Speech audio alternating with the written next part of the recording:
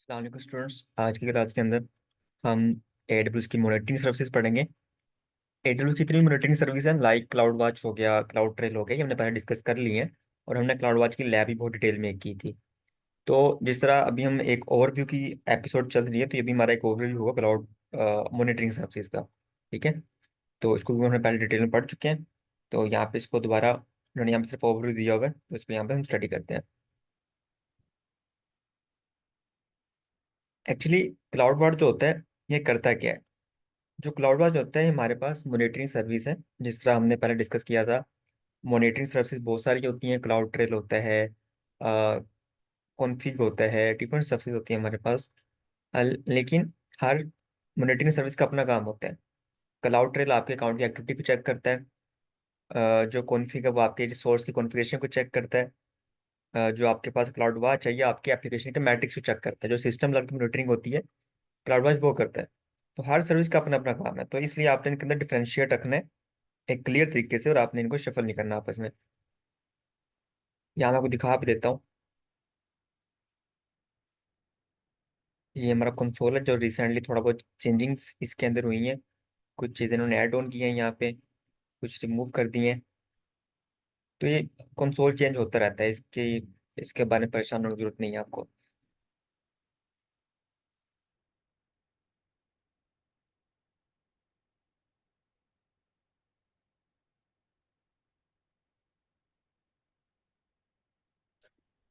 तो ये हमारे पास एक क्लाउडवर्क का डैशबोर्ड होता है, जहाँ पे हम क्या देख सकते हैं, जहाँ पे हम अपने रिसोर्सेज को मॉनिटर कर सकते हैं। हमारा EC2 चल रहा है, हमारा कोई सर्वर, हमारे सर्वर चल रहे हैं। उन सर्वर के ऊपर कितने रिसोर्सेज यूज हो रहे हैं, क्या कंजप्शन है उन सर्वर्स की, उनकी मेमोरी यूटिलाइजेशन, उनकी जो है ना वो storage, disk read write operations, उनकी CPU यूटिलाइजेशन, तमाम चीज़ें हम यहाँ पे देख सकते हैं। ठीक है। यहाँ पे हमारे अलार्म्स होते हैं। आप अलार्म यूज कर सकते हो, कोई अलार्म आपने जनरेट करना है किसी स्पेसिफिक इवेंट के लिए, तो वहाँ पे आप अलार्म भी यहाँ पे जनरेट कर सकते हो। ठीक है। तो यहाँ पे डिफरेंट तरह की हमारे पास ये चीज़ें होती हैं।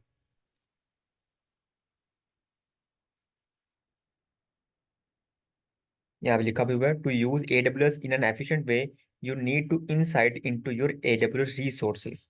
वो रिसोर्सेज हमारे EC2 के बारे में, हमारे सर्वर जो चल रहे हैं, वो सारी चीज़ें उसके बारे में आप डीपली देख सकते हो उनको। यहाँ पे यही चीजें हैं कि आप जब, अभी तो हम इसको, इसकी लैब परफॉर्म नहीं कर रहे क्योंकि हमने लैब परफॉर्म कर लिया, तो इसका रिकॉर्डेड लेक्चर मैंने अपलोड कर दिया है।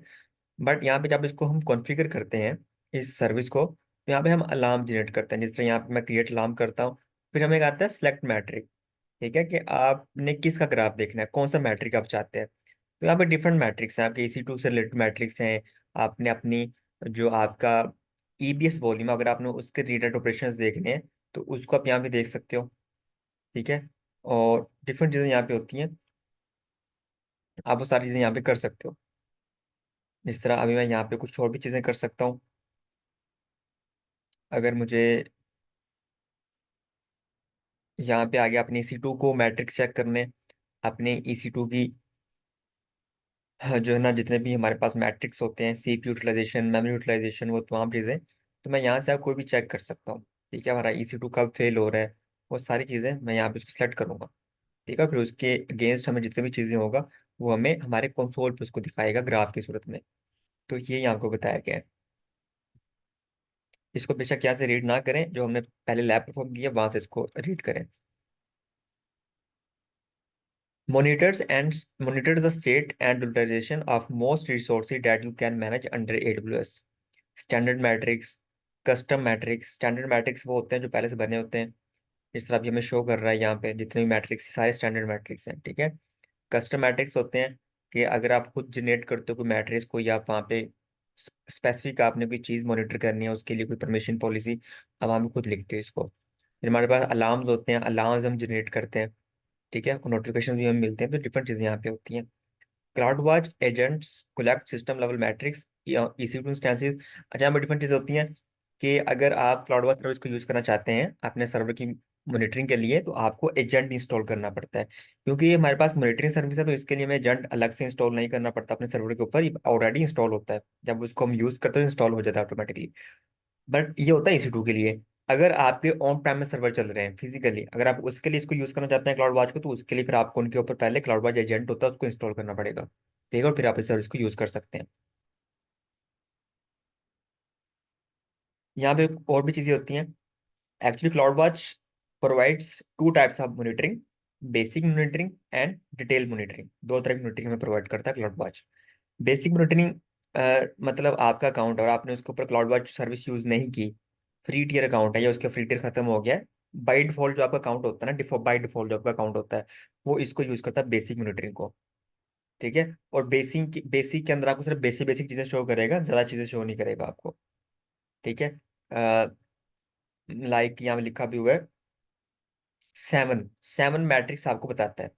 सेवन मैट्रिक्स मतलब आपके सर्वर की सीपीयू यूटिलाइजेशन, आपके सर्वर की जो है ना वो disk write operations, read operations, वो डिफरेंट चीजें सेवन होती हैं, वो आपको वो दिखाता है जब आप EC2 पे सिलेक्ट करते हो ना। जैसे अगर मेरा कोई सर्वर बना हुआ है EC2 के नाम से, तो उसके आप लेफ्ट साइड में जो बॉक्स होता है उसको सिलेक्ट करोगे, टिक करोगे, नीचे ना उसके एक मॉनिटरिंग वाला टैब भी होता है, उस पर जाओगे तो आपको वहाँ पे ये सेवन नजर आएंगे, जो भी मैट्रिक्स उसके होंगे। ठीक है, बट अगर आप डिटेल यूज करोगे, डिटेल मॉनिटरिंग, तो डिटेल के अंदर क्या होगा, डिटेल के अंदर आप उसको डिटेल में चेक कर सकते हैं। मैं आपको दिखा भी देता हूँ। I think I must show you. हम यहाँ पे लिखते हैं EC2।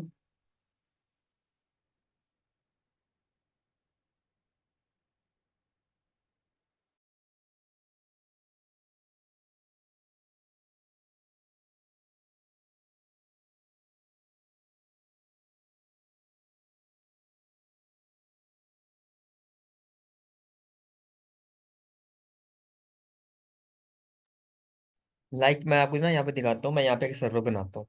मैंने EC2 बनाना है यहाँ पे,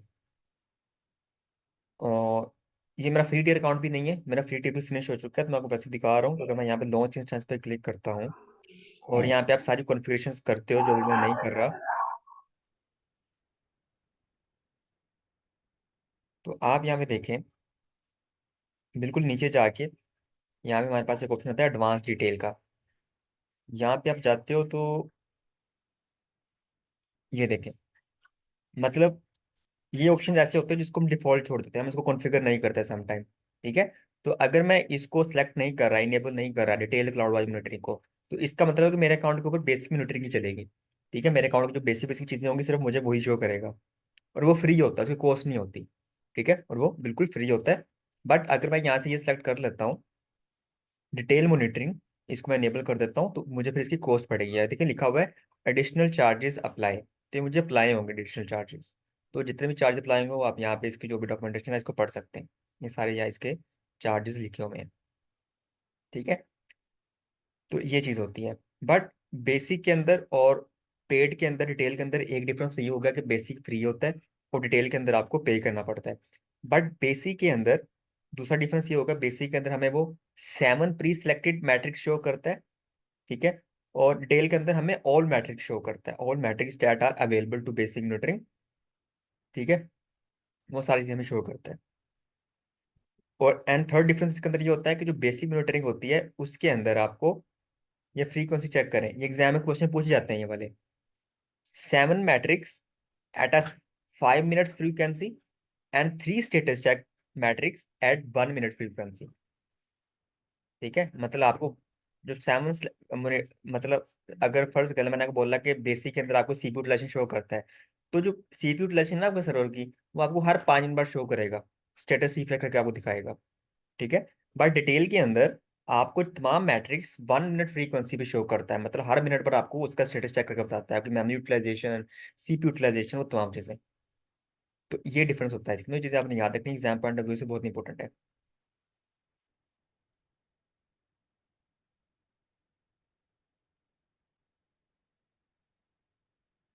ठीक है, और यहाँ पे एग्जाम पॉइंट ऑफ व्यू से एक और question, cloud watch retains matrix for 15 months free of charge. कि ऑब्वियसली ये जितनी भी चीजें मॉनिटर कर रहा होता है उसके लॉग जनरेट हो रहे होते हैं। ठीक है, वो लॉग्स कहीं ना कहीं जाके स्टोर हो रहे होते हैं आपके एसडी बकेट के अंदर। लेकिन वो जो लॉग स्टोर हो रहे होते हैं 15 मिनट्स के लिए वो फ्री में स्टोर करता है। ठीक है, 15 मिनट्स के लिए। बट जैसे 15 मिनट्स फिनिश होते हैं, आगे 60 मंथ स्टार्ट होता है, फिर आपको उसकी कॉस्ट देनी पड़ती है पर जीबी के हिसाब से, इतना आप स्टोर कर रहे हो उसको। ठीक है, तो ये भी इसके अंदर इंक्लूड होता है।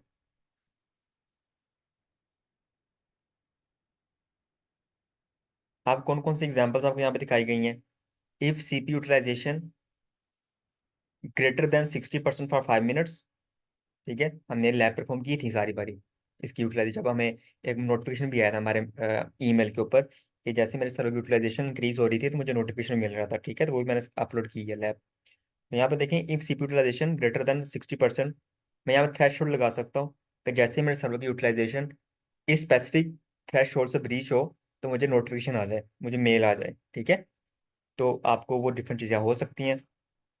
अगर आप लोड बैलेंसर काम कर रहा है, उसके ऊपर एक साथ बहुत सारी रिक्वेस्ट आ रही हैं, ठीक है, तो आपको उसके लिए मैसेज आ सकता है। इसी तरह आपका आरडीएस है, अगर वो अनहेल्दी है तो आपको उसके लिए भी मैसेज आ सकता है। ठीक है, तो डिफरेंट आप उसको डिफरेंट चीज़ों के लिए, डिफरेंट सर्विस के लिए आप क्लाउड वॉच को कॉन्फ़िगर कर सकते हो अपनी आसानी के लिए।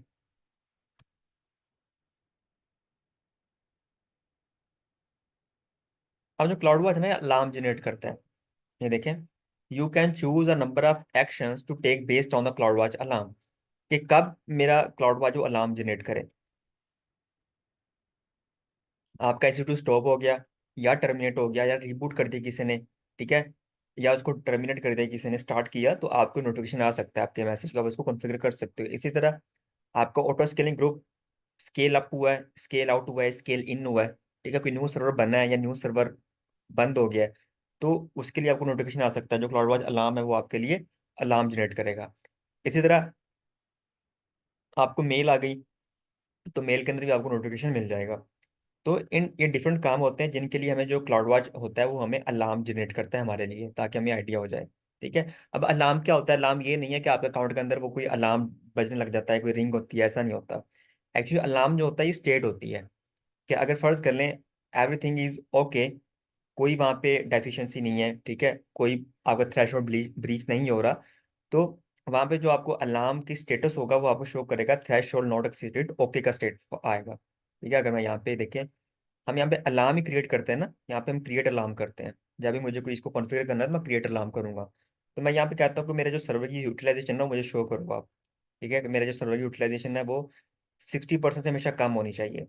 ठीक है, तो जब तक आपके सर्वर की सीपीयू यूटिलाइजेशन 60% से कम होगी, इसकी जो अलार्म स्टेट होगी वो आपको ओके शो करेगा कि यहाँ पे कोई मसला नहीं है। जिस तरह मैं यहाँ पे लिखता हूँ सीपीयू यूटिलाइजेशन,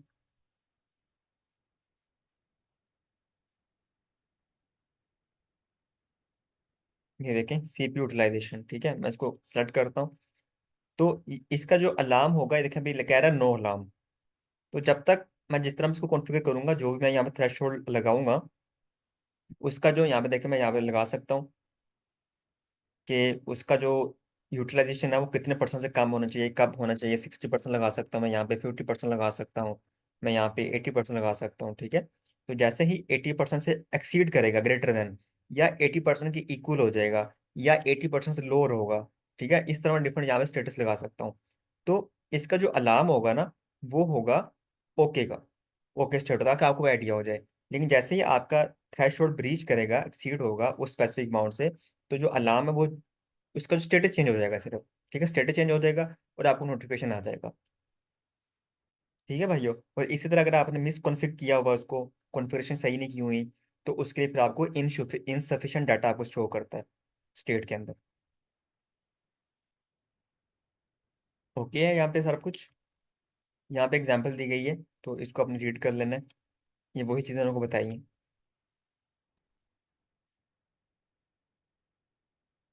यहाँ पे हमारे पास आ गया क्लाउड वॉच मॉनिटरिंग एग्जाम्पल है यहाँ पे। ठीक है, इसको भी अपने देख लेना, सिर्फ पढ़ लेना है इसको। जब आप क्लाउड वॉच को कॉन्फ़िगर करते हो, जो मैंने आपको पहले लैब परफॉर्म किया उस पर जरा देखना जाके, जब हम क्लाउड वॉच को कॉन्फ़िगर करते हैं तो यहाँ पे होता है क्या है कि हमें ग्राफ शो कर रहा होता है, कभी ग्राफ ऊपर जा रहा होता है, कभी ग्राफ नीचे आ रहा होता है, बिलो द लाइन होता है, कभी अबव लाइन होता है। ठीक है, ये जो ब्लू लाइन है ना मेरी, ये जो ब्लू लाइन आपको नजर आ रही है, ये होती है थ्रेशोल्ड। जैसे मैं आपको यहाँ पे दिखाऊं तो यहाँ पे देखिए लाइन है आपकी नजर आ रही है 80, ये मेरा थ्रेशोल्ड है। इससे कम होना चाहिए। अगर मैं 80 को कम कर दूंगा, जिस तरह मैं यहाँ पे कर देता हूँ, 50 कर देता हूँ, तो मेरी लाइन भी चेंज हो जाएगी। ये देखें 50 हो गया। ठीक है, तो जो ग्राफ बनेगा ना वो इस तरह होगा, इससे नीचे नीचे रहेगा हमेशा, इससे नीचे नीचे रहेगा। ठीक है, लेकिन जैसे ही यूटिलाइजेशन इंक्रीज होगी मेरे सर्वर की, 50 से अबव हो जाएगी, तो ये लाइन से ऊपर भी चला जाएगा ग्राफ। तो जैसे ही मेरा ग्राफ इस लाइन से स्पेसिफिक थ्रेशोल्ड से ऊपर जाएगा, तो इसका मतलब है कि वहां पे अलार्म वो जनरेट हो जाएगा, मुझे नोटिफिकेशन आ जाएगा। फिर उस पेज पे आप डिफरेंट एक्शन परफॉर्म कर सकते हो, आप अपनी EC2 के रिसोर्सेज को इंक्रीज कर सकते हो, वहां पे ऑटो स्केलिंग कर सकते हो, डिफरेंट चीजें आप कर सकते हो। ठीक है, ताकि आपको आइडिया हो जाए।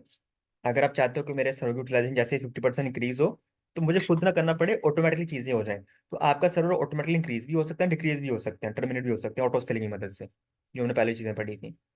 ठीक है, तो ये लाइन होती है। यही चीज आपको यहाँ बताई गई है कि सम टाइम क्या होता है कि सम टाइम ग्राफ ऊपर जाता है लाइन से, लेकिन उस वक्त फौरन से नीचे आ जाता है। इस तरह यहाँ पे देखें, ऊपर गया फौरन से नीचे आ गया। हम यहाँ ना टाइम पीरियड भी इसलिए इस वजह से यहाँ टाइम पीरियड डिफाइन करते हैं। जिस तरह यहाँ पे देखें, मैं यहाँ पे लिखा रहा हूँ 5 मिनट्स। मैं यहाँ पे कितना टाइम पीरियड डिफाइन कर रहा हूँ, 5 मिनट्स। इसका मतलब क्या है? इसका मतलब अब मैं देखो, मैंने कह दिया कि जैसे ही मेरे सर्वर की यूटिलाइजेशन 50% इंक्रीज हो, ठीक है, तो आपने मुझे नोटिफिकेशन भेज देना, मुझे ईमेल कर देना है। अब हो सकता है कि ग्राफ ऊपर गया, अब फौरन से नीचे आ गया नेक्स्ट सेकंड, फिर ऊपर गया, फिर अगले मिनट नीचे आ गया, तो आपको बार बार नोटिफिकेशन आता रहेगा, आप परेशान होते रहेंगे। ठीक है, तो इसलिए मैं यहाँ पे पीरियड डिफाइन कर सकता हूँ कि कंसिस्टेंसी से 5 मिनट रहना चाहिए, 5 मिनट्स। ठीक है, मतलब जो ग्राफ है वो अगर कंटिन्यूसली 5 मिनट्स इस मेरे थ्रेशोल्ड को ब्रीच कर रहा है, ऊपर ही है, ठीक है, तो फिर आपने मुझे नोटिफिकेशन सेंड करना है, अदरवाइज सेंड नहीं करना आपने मुझे। तो यहाँ मैं डिफरेंट टाइम पीरियड डिफाइन कर सकता हूँ, 1 मिनट, 30 सेकंड, 10 सेकंड, तो डिफरेंट टाइम पीरियड है यहाँ पे। तो ये वो चीज़ है। यहाँ पे देखें, after 3 periods over threshold and action is invoked, कि एक्शन इन्वोक कब हो, वो एक्शन ऑटो स्केलिंग भी हो सकता है, वो एक्शन कुछ भी हो सकता है। तो वो नेक्स्ट एक्शन कब इन्वोक हो, तो वो एक्शन तब भी ट्रिगर करेगा जब आपका जो थ्रेशोल्ड है वो स्पेसिफिक अमाउंट से इंक्रीज करेगा and for specific time period. ठीक है, ये यहाँ पे देखें, मैंने कहा कि जैसे ही मुसलसल 3 टाइम मेरा जो थ्रेश होल्ड ऑफ ब्रीच हो, लाइन से ऊपर रहे ग्राफ, तो आपने एक सर्वर बना देना। तो यहाँ पे देखें, ये 3 टाइम ऊपर रह रहा है इसके, ठीक है, मुसलसल 3 मिनट्स कह लें या 5 मिनट्स कह लें, ऊपर रह रहा है इस ग्राफ के। तो उसने क्या कहा, action is invoked, action invoke हो चुका है। कोई कौन सा एक्शन हुआ, हो सकता है कि जो ओनर है उसको कोई ईमेल चली गई हो, या जो ओनर है उसके लिए कोई सर्वर बना दिया हो, लेकिन यहाँ पे एक्शन इन्वोक नहीं हुआ। यहाँ पे देखें, यहाँ पे ग्राफ ऊपर गया आपके थ्रेशोल्ड से, लेकिन यहाँ पे कोई एक्शन इन्वोक नहीं हुआ। एन एक्शन, हम देखें आफ्टर 3, ये लिखा only 1 period over threshold, no action is invoked. यहाँ पे कोई एक्शन इन्वोक नहीं हुआ। क्यों? क्योंकि यहाँ पे वो आपकी जो time period, specific time period की रिक्वायरमेंट उसको फुलफिल नहीं कर रहा। ठीक है, तो यहाँ पे देखें, alarm is invoked its action only when the threshold is breached।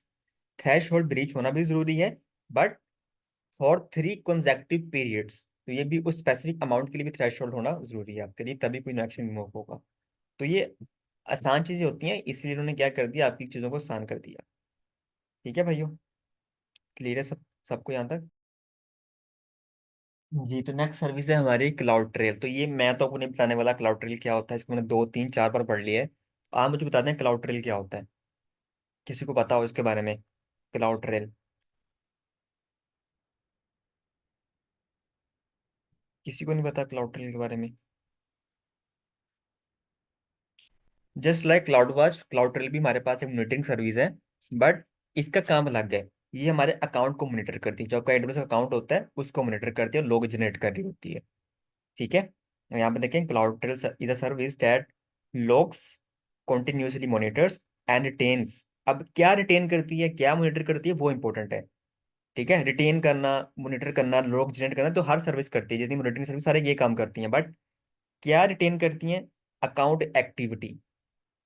ठीक है, अगर क्लाउड वॉच पढ़ रहे होते तो यहाँ पे अकाउंट एक्टिविटी जगह क्या आ जाता है, आपकी एप्लीकेशन रिसोर्सेज आ जाते हैं। ठीक है, तो ये आपके अकाउंट के एक्टिविटी को मॉनिटर कर रही होती है, that is related to actions across your AWS infrastructure, records application performing APIs call for most services, console activities supported for a growing number of AWS services, automatically pushes logs, कहाँ पे store करती है, S3 के अंदर store करती है। ठीक है, और डिफरेंट चीजें होती हैं। तो ये चीजें आपने याद रखनी है, मैंने आपको पहले बताया था जब आपका एक डब्ल्यू अकाउंट होता है, जब कंपनी का अकाउंट होता है, तो कभी भी उस एक अकाउंट को कोई एक पर्सन यूज नहीं कर रहा होता, डिफरेंट लोग उसके ऊपर काम कर रहे होते हैं, डिफरेंट आई यूजर बने होते हैं, ठीक है। तो होता क्या है कि अब हो सकता है कि किसी ने गलती से कोई सर्वर बंद कर दिया, टर्मिनेट कर दिया, कोई ऐसी एक्टिविटी परफॉर्म की जिसको नहीं करनी चाहिए थी, ठीक है। तो then who is responsible for that? Obviously कोई भी गलती नहीं मानेगा उसके लिए, तो उसके लिए फिर हम क्लाउड ट्रेल यूज करते हैं। क्लाउड ट्रेल क्या होता है कि आपके अकाउंट पर जितने भी यूजर काम कर रहे होते हैं, ये उन सब की एक्टिविटी को मॉनिटर कर रही होती है सर्विस, ठीक है। किसने क्या परफॉर्म किया, क्या टास्क परफॉर्म, किसने क्या क्लिक किया, किस सर्विस के ऊपर क्लिक किया, कितनी सर्विस यूज की, वो सारी चीजें जिसको रिकॉर्ड कर लेती है। जी नुमान आलम। तो जैसे आपने बताया था कि वो जब एक ऑर्गेनाइजेशन में बहुत ढेर सारी सर्विसेज यूज़ कर रहे होते हैं तो वो एक AWS ऑर्गेनाइजेशन वाली एक सर्विस भी यूज़ करते हैं। हाँ हाँ। तो ये क्लाउड ट्रेल उसके साथ ही मिलकर काम करती है या इंडिविजुअली कर रहा होगा ये? ऑर्गेनाइजेशन भी एक मॉनिटरिंग सर्विस है, उसको भी कह सकते हैं, टू सम एक्सटेंट आप कह सकते हो मॉनिटरिंग सर्विस, लेकिन उसका काम जरा अलग होता है ऑर्गेनाइजेशन का, ठीक नहीं, है। मेरा मेरा सवाल ये था, ये उसके साथ मिलके करता है या ये सेपरेट काम कर रहा होता है क्लाउड ट्रेल अगर का? अगर आप ऑर्गेनाइजेशन यूज नहीं भी कर रहे, ठीक है, एक्चुअली जो क्लाउड ट्रेल होता है ना, ये आपके अकाउंट तक महदूद रहता है, ठीक है। आपके अकाउंट के अंदर जो है ना, वो जितने भी होते हैं उसको यूज करता है। अच्छा क्वेश्चन है, अगर आप पूछते हैं कि अगर हमने मर्ज किया हुआ डिफरेंट अकाउंट्स को अपने अकाउंट के अंदर थ्रू AWS ऑर्गेनाइजेशंस, तो फिर क्या ये मॉनिटर करेगा उनको? फिर आई थिंक उसको मॉनिटर नहीं करेगा, क्योंकि ये आपके अकाउंट की जो पर्सनल अकाउंट होता है उसकी एक्टिविटी को मॉनिटर कर रहा होता है। लेकिन क्लाउड ट्रेल अगर आपने बाकी चीज़ों के ऊपर भी करना है, तो आपको फिर क्या करना पड़ेगा, जो बाकी अकाउंट होंगे उनके अंदर जाके सर्विस को इनेबल करना पड़ेगा, हर अकाउंट के अंदर जाके, ठीक है। ठीक है सर, ठीक है। तो ये सारी चीजें इसको मॉनिटर करता है, और ये फिर लॉग्स कहाँ पे स्टोर करता है? लॉग स्टोर करते हैं आपकी S3 बकेट के अंदर। ये भी चीज़ आपने याद रखनी है, ठीक है। और हमने ये भी पढ़ा था कि जो क्लाउड ट्रेल होता है, जब लॉग्स स्टोर कर रहा होता है S3 के अंदर, तो वहां पे किस फॉर्मेट में कर रहा होता है, उस फाइल का फॉर्मेट क्या होता है, किसी को याद हो? उसका फॉर्मेट होता है डॉट जिप फॉर्मेट होता है उसका, ठीक है। याद रखनी है अपनी चीजें। After CloudTrail is configured, it pushes the auditing logs to S3 through AWS CloudTrail is full featured. It doesn't track events that occur within a EC2 instance, ठीक है, कि आपका EC2 को कितने रिसोर्सेज चाहिए, वो सारी चीजें उसके लिए और सर्विस होती है। For example, CloudTrail doesn't track when someone manually shuts down an instance by using SSH session connection to an instance. They could issue a command, मतलब वो कह रहा है कि यहाँ पे जितने भी लोग आपके, किसी ने आपका जो है ना वो EC2 बना लिया, ठीक है, और उसको किसी ने CLI के थ्रू जाके उसका SS लिया, सेशन कनेक्शन लिया उसका, ठीक है, सिक्योर सेशन, तो किसी ने उसको टर्मिनल के थ्रू जाके उसको क्या कर दिया, डिसेबल कर दिया, उसको डिलीट कर दिया। तो ये इस तरह की एक्टिविटीज को जो है फिर मॉनिटर नहीं करता, ठीक है, कि अगर किसी ने टर्मिनल के थ्रू कोई कमांड चलाई है, और हाँ, अगर आपका कोई, आप एक टर्मिनल को ओपन यूज करते हुए डिफरेंट सर्विस को यूज कर रहे हैं, उसको वो ये जरूर मॉनिटर कर रहेगा। यहाँ पे वो क्या कह रहा है, CloudTrail doesn't track when someone manually shuts down an instance by using SSH session, ठीक है, connection to the instance. But अगर किसी ने कंसोल के थ्रू उसको किया है, कंसोल के थ्रू किया है, ठीक है, तो उसको ये जरूर क्या करेगा, ट्रैक कर लेगा, फिर आप उसको देख सकते हैं। CloudTrail help you answer questions that require detailed analysis. Who terminated a specific instance? Who changed a security configurations? Is any activity coming from an unknown IP address range? What activities were identical because of a lack of permissions? तो इनके बारे में आप detail में इसको देख सकते हैं, किसने आपका सिक्योरिटी ग्रुप चेंज कर दिया, ठीक है, किसने आपकी पोर्ट नेबल की, किस अकाउंट, किस पर्सन ने जो ना, किस यूजर ने आपका सर्वर टर्मिनेट किया, उसको स्टॉप किया, रीबूट किया, वो सारी चीजें आपको ये रिकॉर्ड कर लेता है। जब इसको हम कॉन्फ़िगर करते हैं तो डिफरेंट स्टेप्स होते हैं। पहला स्टेप तो ये होना चाहिए कि आपके पास एक S3 बकेट होनी चाहिए, जहाँ पे जाकर अपनी इसको, इसके लॉग जनरेट करने, जहाँ पे स्टोर होंगे जाके, ठीक है। फिर उसके ऊपर डिफरेंट परमिशन होनी चाहिए। आप SNS जो नोटिफिकेशन सर्विस है वो भी यहाँ पे इनेबल करते हैं, ठीक है। फिर आपको अगर इसके साथ क्लाउड वॉच अगर आप इंटीग्रेट करके यूज कर सकें वो भी कर सकते हैं, लेकिन ये ऑप्शनल होती हैं बाकी चीज़ें। मैं आपको दिखा देता हूँ, अगर मैं यहाँ पे जाता हूँ, यहाँ पे हम सर्च करते हैं क्लाउड ट्रेल,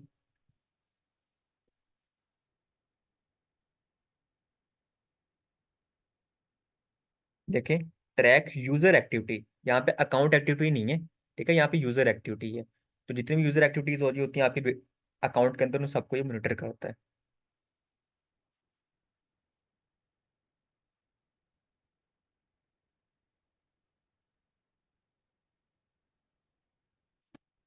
और जब ये लाइक इसने कोई एक्टिविटी इस तरह करता है कि आपको जो जैसन फॉर्मेट होता है उसके अंदर आपको ये शो करता है फॉर्मेट, ठीक है। तो इसके अंदर देखें, कोई इवेंट हैपन हुआ है, ये इवेंट का नेम है, क्या इवेंट हैपन हुआ है, कंसोल लॉगिन, कोई लॉगिन हुआ है आपके अकाउंट के अंदर, ठीक है, कोई पर्सन किस रीजन के अंदर, इस रीजन के अंदर, यूएस ईस्ट वन के अंदर, उसका एड्रेस क्या था, उसका ये एड्रेस था उसके सर्वर का, ठीक है।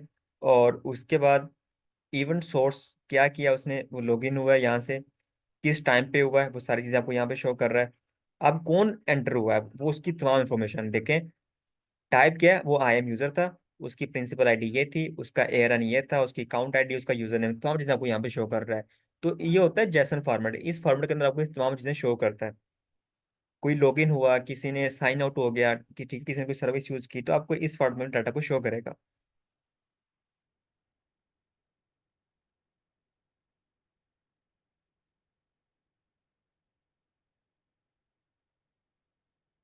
यहाँ पे देखें, रिस्पॉन्स एलिमेंट, रिस्पॉन्स एलिमेंट क्या होता है, कंसोल लॉगिन सक्सेसफुल हो गया, सक्सेसफुल हो गया यहाँ पे वो लॉगिन होने में, ठीक है। और यहाँ पे मैं आपको दिखाता है, मतलब एम एफ उसने यूज किया कि नहीं किया वो भी आपको शो कर रहा है, इवेंट आईडी शो कर रहा है आपको। फिर आपको रिस्पॉन्स एलिमेंट भी शो करता है, ठीक है, कि क्या वो उसने जो भी एक्टिविटी परफॉर्म की, क्या उसमें सक्सेसफुल हुआ कि नहीं हुआ। तो आपको ये शो कर रहा है कि वो सक्सेसफुल लॉगिन हो गया आपके अकाउंट के अंदर, ठीक है। अगर कोई लॉगिन नहीं हुआ तो वो जो सक्सेसफुल था वहाँ पे वो नो शो करता है आपको। ये हमारा क्लाउड ट्रेल है, यहाँ पे आप इसको क्रिएट अ क्लाउड ट्रेल कर सकते हो, इसका नेम लिख सकते हो यहाँ पे। उसके बाद यहाँ पे बकेट का नाम देते हो कि ये मेरी जो क्लाउड ट्रेल है ये किस बकेट में जाके स्टोर करेगा चीज़ों को, ठीक है। और सिंपल आप ये करते हो, इसको यहाँ पे क्रिएट कर देते हो। तो ये फिर इसमें कुछ ज़्यादा हम कॉन्फ़िगर नहीं करते, ये सिंपल होता है।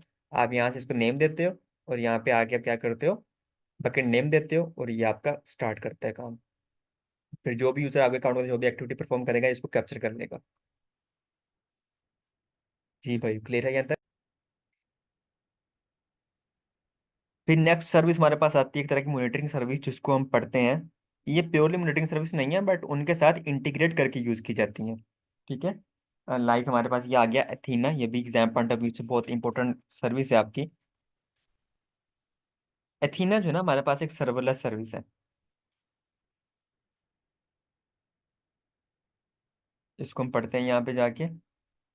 यहाँ पे देखिए, इसके करेक्टरिस्टिक पढ़े, handle large scale data sets with ease, serverless avoids need to extract, transform and load, pay only for the queries that you run. Athena automatically runs queries in parallel, so most results come back in seconds. तो इसके features हैं, but अभी हमने पढ़ा नहीं एथीना होता क्या है। यहाँ पे देखें, एक्चुअली एथीना क्या करता है, हमने अभी तक यही पढ़ा है कि जो आप S3 के अंदर आप डाटा स्टोर करते हो, ठीक है। लेकिन अगर आपको कोई, आपने डाटा को बाद मैनेज भी करना है, ठीक है, उसके अंदर डिफरेंट चेंजिंग्स करनी है आपने S3 के अंदर। तो अगर आपको स्पेसिफिक कोई रिक्वायरमेंट है आपकी, अगर आपने वहां से कोई डाटा सर्च करना है, ठीक है, तो आप कैसे करोगे, उसके लिए क्वेरी चलानी पड़ेगी। इस तरीके डिफरेंट, इस तरह हम डिफरेंट, हमारे पास डाटा बेसिस होते हैं, तो उसके अंदर डाटा को रिट्रीव करने के लिए हम डिफरेंट क्वेरीज चलाते हैं, एसक्यूएल क्वेरीज होती हैं, डिफरेंट एक्सटर्नल टूल्स भी होते हैं। डाटा हमारा बहुत ज़्यादा है, रेडशिफ्ट हो गया, तो रेडशिफ्ट के अंदर हम डिफरेंट बीआई टूल्स का यूज़ करते हैं। इसी तरह S3 के अंदर बहुत ज़्यादा आपका डाटा स्टोर है, और आपको स्पेसिफिक डाटा चाहिए, तो उसके लिए आप एथीना का यूज कर सकते हो।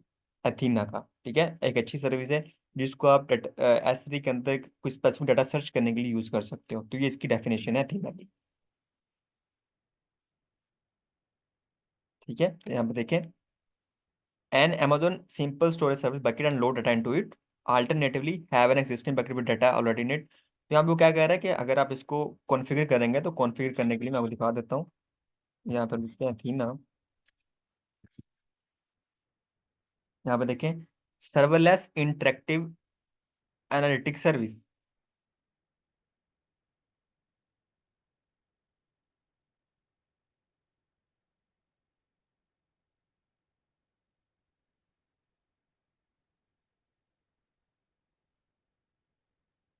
आगे से डिफरेंट टाइप्स होती हैं, जैसे यहाँ पे देखें, query your data with Trino SQL, data using PySpark and Spark, different tools होते हैं वाले। Use query editor to analyse data S three on premises और on other clouds. Use notebooks to build interactive Spark applications. तो हम ये use करते हैं कि अगर आप क्लाउड के ऊपर क्वेरी चलाना चाहते हैं किसी सर्विस के ऊपर, एस थ्री के ऊपर, ठीक है, तो उसके लिए आप इसका यूज कर सकते हैं। तो यहाँ पे देखें launch query editor.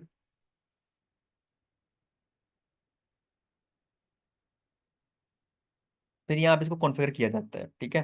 Data source क्या है आपका, वो डिफरेंट चीज़ें हम यहाँ पे बताते हैं। कोई डाटाबेस आपकी स्पेसिफिक, जिस तरह हमारे पास रेड शिफ्ट हो गया, ठीक है, उस तरह की बड़े डाटाबेसेस होते हैं उसके अंदर आपने क्वेरी चलाने, कोई स्पेसिफिक आपने टेबल सर्च करना है, डिफरेंट आपने कोई डाटा सर्च करना है, तो उसके लिए आप इसका यूज़ कर सकते हैं, हमारा एथीना का। आपने जो भी रिसेंट क्वेरीज चलाई होंगी वो आपको यहाँ पे शो करेगा। कोई क्वेरीज आपने सेव की होंगी वो आपको यहाँ पे शो करेगा। कोई आपने क्वेरी चलानी है तो आप यहाँ पे आके उसको चला सकते हो।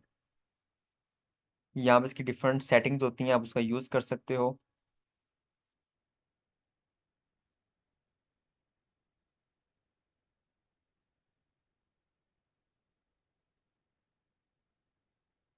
एस थ्री बकेट डाटा, या अगर आपने एस थ्री के अंदर क्वेरी चलानी तो यहाँ पे आप उसको उसकी सेटिंग करोगे यहाँ पे, ठीक है।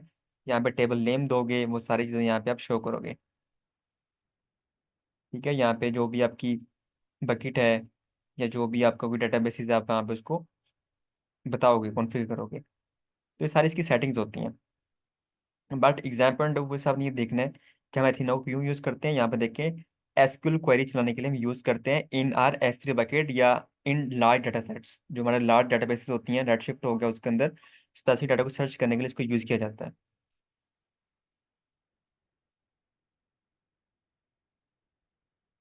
हमने डाटाबेस के ऊपर काम किया जिसके अंदर हमने डिफरेंट एसक्यूएल क्वेरीज चलाई थी, वही सेम क्वेरी फिर हम यहाँ पे भी यूज़ कर सकते हैं, चला सकते हैं।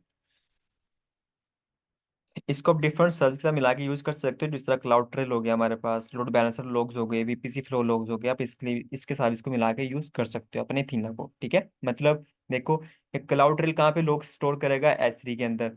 लोड बैलेंसर जो लॉग्स होते हैं, एप्लीकेशन लोड बैलेंसर, वो कहाँ पे लॉग स्टोर करेगा, आपकी एस3 के अंदर। जो आपका वीपीसी फ्लो लॉग सर्विस होती है, जिसमें वो आपके तमाम आईपी जो वीपीसी के अंदर एंटर हो रहे होते हैं, एग्जिट हो रहे होते हैं, वो भी अपने डाटा कहाँ पे स्टोर करेगा, एस3 के अंदर स्टोर करेगा। तो अगर आपने उस स्पेसिफिक बकेट के अंदर कोई क्वेरी चलानी है, कोई स्पेसिफिक इन्फॉर्मेशन देखनी है, तो आप इस तरह लगा सकते हो, इसको यूज कर सकते हो अथीना को। इन तमाम लॉग्स को चेक करने के लिए, इनको सर्च करने के लिए अथीना सर्विस का यूज कर सकते हैं, ठीक है। तो ये आपने इसकी यहाँ से डेफिनेशन पढ़ लेनी है। एक तो आपको इसकी डेफिनेशन याद होनी चाहिए कि अथीना काम क्या करता है, और दूसरा हम इसको किन सर्विस के साथ मिला के यूज कर सकते हैं, बहुत इंपॉर्टेंट है। क्लाउड ट्रेल के साथ, लोड बैलेंसिंग के साथ, और Amazon वीपीसी फ्लो लॉग के साथ, ठीक है। तो ये सारे मॉनिटरिंग सर्विस हैं, cloud trail, load balancer, VPC flow log, ये सारी आपकी मॉनिटरिंग सर्विसेज हैं, लेकिन ये सारा अपना अपना काम करती हैं। इसको भी हम कह सकते हैं कि हमारे पास एक मॉनिटरिंग सर्विस है, ऑर्गेनाइजेशन, एडब्ल्यूएस ऑर्गेनाइजेशन सर्विस होती है। बट इसका पर्पज हम किसी अलग केस के लिए करते हैं। जिस तरह मैं यहाँ पे जाता हूँ, यहाँ पे देखिए हमारे पास एक सर्विस आ रही है, ऑर्गेनाइजेशन। मैं इस पर सिलेक्ट करता हूँ। आपको जहाँ भी एडब्ल्यूएस ऑर्गेनाइजेशन क्वेश्चन नजर आएगा एग्जाम के अंदर, वहाँ पे ना इसके लिए आपको एक कीवर्ड नजर आएगा जो आपने याद रखना है। लाइक मैं यहाँ पे लिख देता हूँ, AWS organization is used for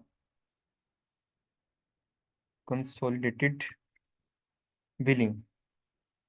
इसके लिए यूज किया जाता है। ये जो कीवर्ड है ना, कंसोलिडेट बिलिंग, ये बहुत इंपॉर्टेंट है, एग्जाम में अक्सर पूछा जाता है। जहाँ पे आपके पास ऑर्गेनाइजेशन का क्वेश्चन आएगा, वहाँ पे आपको ये कीवर्ड जरूर नजर आएगा, ठीक है। तो आपसे क्वेश्चन इस तरह पूछा जा सकता है कि बिल को कंसोलिडेट करने के लिए कौन सर्विस को यूज करते हैं, या AWS ऑर्गेनाइजेशन को किस सर्विस के लिए यूज करते हैं, किस पर्पज के लिए यूज करते हैं, फॉर कंसोलिडेटेड बिलिंग। तो ये चीज़ मैंने आपको पहले बताई थी कि अगर एक कंपनी है और उसके अंदर डिफरेंट डिपार्टमेंट्स, और हर डिपार्टमेंट अपना अपना AWS अकाउंट यूज कर रहा है, तो कंपनी का जो मेन अकाउंट है, अब उनको ये नहीं पता कि बाकी अकाउंट कौन सर्विस यूज कर रहे हैं, उनको कितना बिल आ रहा है, ठीक है। तो उन्होंने उसको उनके ऊपर एक चेकसम रखना है कि मतलब कौन क्या कर रहा है, किस अकाउंट के अंदर कौन सी एक्टिविटीज परफॉर्म हो रही हैं। तो उसके लिए फिर आप AWS ऑर्गेनाइजेशन का यूज करते हो। इससे होता क्या है, इससे ये होता है कि आपके जितने भी AWS अकाउंट होते हैं आप उनको इनविटेशन सेंड करते हो कि आप मेरे मेरे अकाउंट के अंदर आके मर्ज हो जाओ। जिस तरह यहाँ पे देखें, मेरा यहाँ पे रूट अकाउंट है Avast 684 जो मेरा अपना अकाउंट है, और ये मेरा देखें क्या शो कर रहा है, मैनेजमेंट अकाउंट। ये मेरा मैनेजमेंट अकाउंट है, रूट अकाउंट है। ठीक है। अब मैंने दूसरे अकाउंट को यहाँ पे क्या करना है, इनवाइट करना है। ठीक है। तो इनवाइट करने के लिए मैं उनको यहाँ पे डिफरेंट इन्विटेशन सेंड कर सकता हूँ। यहाँ पे है ऐड एंड AWS अकाउंट, यहाँ पे डिफरेंट AWS अकाउंट्स हैं। मैं उनको यहाँ पे क्रिएट भी कर सकता हूँ, इनवाइट भी कर सकता हूँ, और कोई पहले से बना हुआ है तो उनकी यहाँ पे मैं आईडी डालूंगा। ठीक है। मैं डिफरेंट अकाउंट्स को मल्टीपल टाइम यहाँ पे इनविटेशन सेंड कर सकता हूँ।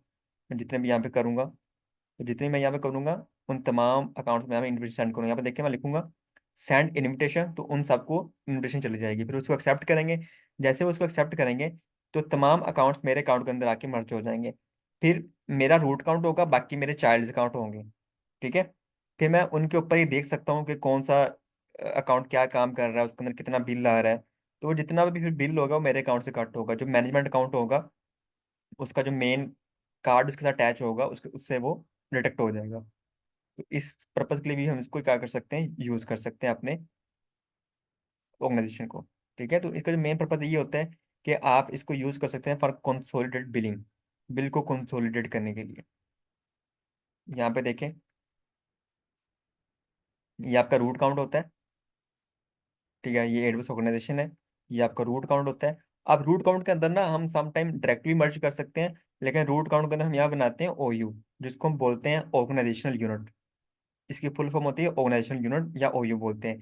ये हम इसलिए बनाते हैं ताकि हम अपने तमाम अकाउंट्स को डिफरेंशिएट कर सकें। जिस तरह मैं बोला कंपनी के अंदर डिफरेंट डिपार्टमेंट्स होते हैं, तो यहाँ पे हम वो डिपार्टमेंट बना सकते हैं कि ये मेरा डेव डिपार्टमेंट है, ये मेरा स्टेजिंग एरिया है। ठीक है। ये मेरा प्रोडक्शन इन्वायरमेंट्स है, यहाँ पे डिफरेंट मेरे अकाउंट चल रहे हैं। तो इस तरह बना सकते हो OU को, आप OU नाम दे सकते हो। फिर हम उन OU के अंदर इनको ऐड करते हैं। ठीक है भाइयों। यहाँ पे देखें, मैंने क्रिएट न्यू भी किया। मैं यहाँ पे डिफरेंट OU बना सकता हूँ। ठीक है। ऑर्गेनाइजेशनल यूनिट नेम मैं यहाँ पे मैं लिख सकता हूँ, ये मेरा जो है ना वो प्रोडक्शन इन्वायरमेंट है। ठीक है। मैं यहाँ पे क्रिएट कर सकता हूँ। क्रिएट करने के बाद प्रो लिख दिया। ठीक है। अब इसके अंदर मैं उनको इन्वाइट कर सकता हूँ, तो हम अकाउंट को मेरा प्रोडक्शन का, मैं चाहता हूँ जो अकाउंट मेरा प्रोडक्शन के अंदर चल रहा है उसको मैं यहाँ पे आके क्या कर लूँ, मर्ज कर लूँ, तो यहाँ पे हो जाएगा।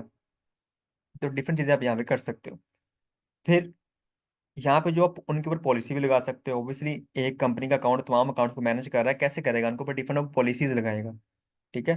तो वो जो पॉलिसी होती है उसको हम बोलते हैं SCP policy, service control policy. ये ज़रा डिफरेंट होती हैं IAM पॉलिसी से, उसी तरह काम करती हैं। बट ये जो पॉलिसी होती है ये हम अकाउंट्स के ऊपर लगाते हैं डायरेक्टली। ठीक है। ये हम किसी इंडिविजुअल के ऊपर लगाते हैं, किसी ग्रुप के ऊपर लगाते हैं, ये हम अकाउंट के ऊपर लगाते हैं। तो अकाउंट के ऊपर जो पॉलिसी लगती है उसको हम बोलते हैं SCP policy, service control policy. ये भी अपने याद रखना है। Group account management through APIs for consolidated billing, अपने बिल को कंसोलिडेट भी करने के लिए इसको हम यूज करते हैं। कैसे मतलब, review a combined view of charges incurred by all your accounts, कि जितने अकाउंट्स ने जितनी सर्विस यूज की उन तमाम का बिल आपको एक जगह नजर आएगा। फिर अगर आप चाहें तो उसको पे भी कर सकते हैं।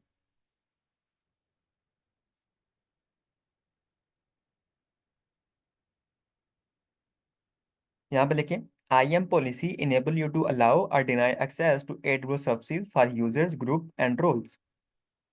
Service control policy enable you to allow or deny access to AWS services for individual or groups counts in an OU। के जो OUs होते हैं ना, हमारे ऑर्गेनाइजेशन यूनिट होते हैं, आप उनके ऊपर पॉलिसी लगाते हो और फिर उस OU के अंदर जितने भी अकाउंट्स मर्ज हुए होते हैं वो उनके ऊपर पॉलिसी क्या होती है, अटैच हो जाती है। ठीक है। तो IAM पॉलिसी और SCP पॉलिसी, आपने इसका डिफरेंस याद रखना, क्या डिफरेंस होता है। IAM पॉलिसी लगती है किसी प्रिंसिपल के ऊपर, किसी यूजर के ऊपर, ग्रुप के ऊपर। बट ये जो होता है ये हमारे लगती है किसी OU के ऊपर, SCP पॉलिसी, जिसके अंदर डिफरेंट अकाउंट्स होते हैं।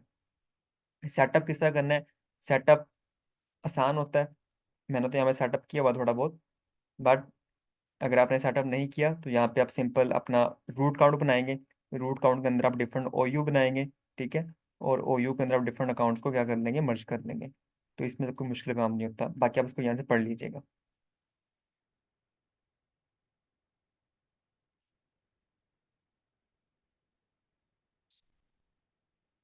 ये AWS ऑर्गेनाइजेशंस होते हैं, कुछ नेमिंग रूल्स होते हैं इनके, आप इनको भी यहाँ से स्टडी करें, बहुत इंपॉर्टेंट है यहाँ पे जो है कि आप उनका नेम रखना है तो वो कैसे रख सकते हैं, नंबर ऑफ पॉलिसी से कितनी अटैच कर सकते हो, ठीक है। मैक्सिमम रूट होते हैं एक, सॉरी मैक्सिमम जो OU होते हैं, ऑर्गेनाइजेशन यूनिट, एक रूट के अंदर वो आप कितने लगा सकते हो, तो 5 लेवल तक जा सकते हो, ठीक है। 5 लेवल मतलब कि सबसे ऊपर रूट है, रूट के नीचे एक OU, उस OU के नीचे थर्ड OU, फिर फोर्थ, फिर 5, तो नीचे आप 5 तक जा सकते हो, ठीक है। जैसे यहाँ पे देखें, रूट के अंदर ये एक हो गया, ये सेकंड हो गया, थर्ड हो गया, इसके अंदर फिर 4, फिर उसके नीचे 5, तो 5 तक जा सकते हो, एक ट्री बना सकते हो, ठीक है। उससे नेक्स्ट नहीं जा सकते आप। तो एग्जाम पढ़ना भी इंपॉर्टेंट, आप इसको जरूर पढ़िएगा यहाँ से, ये सारी चीजें, ठीक है। नंबर ऑफ रूट्स कितने चाहिए, 1 होने चाहिए, नंबर ऑफ पॉलिसी कितने लगा सकते हो, 1000 तक लगा सकते हो, तो ये सारी चीजें यहाँ पे लिखी गई हैं।